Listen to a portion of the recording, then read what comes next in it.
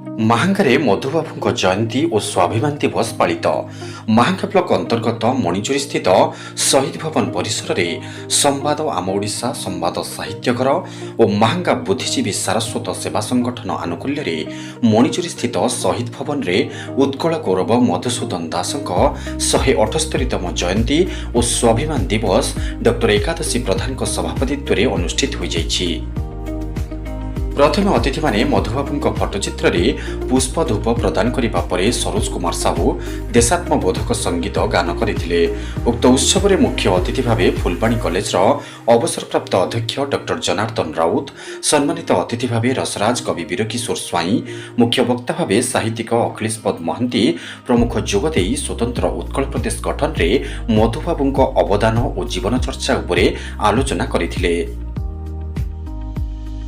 ଅନ୍ୟମାନଙ୍କ ମଧ୍ୟରେ ଶିଶୁ ସାହିତ୍ୟିକ ପ୍ରଫୁଲ୍ଲ କୁମାର ସାହୁ, କୁନି ପ୍ରବଚକ ରାଜେଶ କୁମାର ସାହୁ, ଉପେନ୍ଦ୍ରନାଥ ମଙ୍ଗରାଜ, ଅକ୍ଷୟ କୁମାର ରାୟଚୌଧୁରୀ, ଜାନକୀ ବଲ୍ଲଭ ସ୍ୱାଇଁ, ହରିବନ୍ଧୁ ରାଉତ, କବି ଅକ୍ଷୟ ଖଟୁଆ, ଭ୍ରମରବର ଦାସ, ହଳଧର ଦାସ, ବୈରାଗୀ ଚରଣ ବାରିକ, ରମେଶ ଚନ୍ଦ୍ର ସାହୁ, ଅପୂର୍ବ ରଞ୍ଜନ ମହାନ୍ତି, ରାଜକିଶୋର ଜେନା, ପରଶୁରାମ ସେଠୀ, ମନୋଜ କୁମାର ସାହୁ ପ୍ରମୁଖ ଆଲୋଚନାରେ ଭାଗ ନେଇଥିବା ବେଳେ ଆଶୁକବି ବିଜୟ କୁଁୱର ହେ ମଧୁସୂଦନ କବିତା ପାଠ କରିଥିଲେ। ସର୍ବସମ୍ମତିକ୍ରମେ ଉତ୍କଳ ଗୌରବ ମଧୁସୂଦନଙ୍କୁ ମରଣୋତ୍ତର ସମ୍ମାନ ପାଇଁ ଦାବି ଉପସ୍ଥାପନ କରାଯାଇଥିଲା।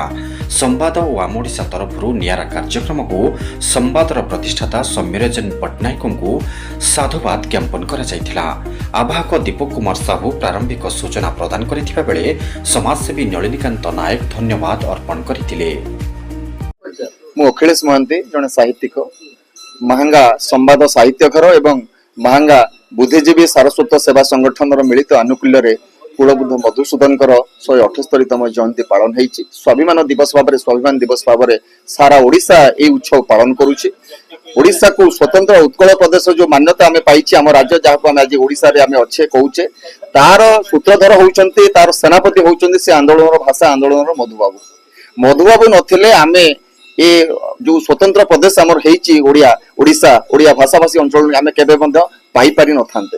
ତେଣୁ ସେଇଭଳି ଜଣେ ସ୍ୱାଭିମାନୀ ପୁରୁଷଙ୍କର ଗୁଣଗାନ କରିବା ପାଇଁ, ତାଙ୍କର ସେବା ତ୍ୟାଗ, ତାଙ୍କର ସାଧନା ସିଦ୍ଧିର ସମ୍ପର୍କରେ ଆମେ ନୂଆ ଯୁବପିଢ଼ିଙ୍କୁ କିଛି ବାର୍ତ୍ତା ଦେବା ପାଇଁ ଏହି ଉତ୍ସବର ଆୟୋଜନ କରାଯାଇଥିଲା। ଏଠି ବିଭିନ୍ନ ବର୍ଗର ଲୋକମାନେ ଉପସ୍ଥିତ ଥିଲେ।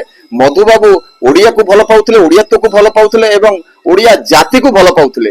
ଓଡ଼ିଆ ଜାତି ଭିତରେ ଯୋଉ ଆନ୍ଦୋଳନ, ତା ଭିତରେ ଯୋଉ ପ୍ରତିବଦ୍ଧତା, ଓଡ଼ିଆ ମାଟିକୁ ଭଲ ପାଇବାର, ଓଡ଼ିଆ ଭାଷାକୁ, ଓଡ଼ିଆ ସାହିତ୍ୟ ସଂସ୍କୃତି କଳା ଭାସ୍କର୍ଯ୍ୟକୁ ଭଲ ପାଇବାର ଯୋଉ ସ୍ୱତନ୍ତ୍ର ଆବେଗ ଆମ ଭିତରେ ତିଆରି ହେଇଥିଲା, ସେ କେବଳ ମଧୁବାବୁଙ୍କ ପାଇଁ ତିଆରି ହେଇଥିଲା।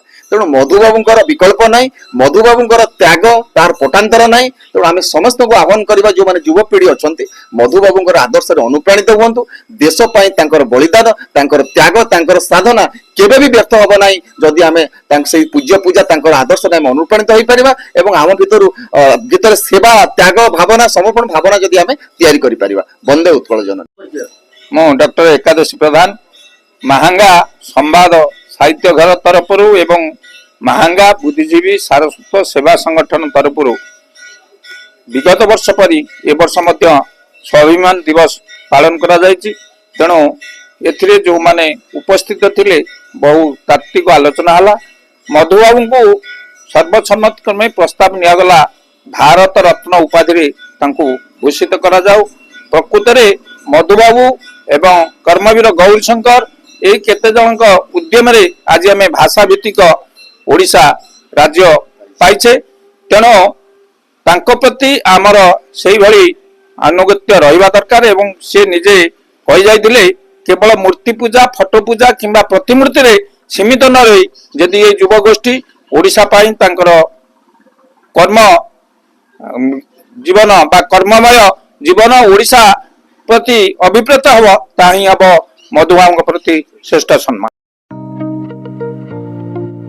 ମାହାଙ୍ଗାରୁ ବିଜୟ କୁଁୱରଙ୍କ ରିପୋର୍ଟ, ନିର୍ବାଣ ଲାଇଭ୍।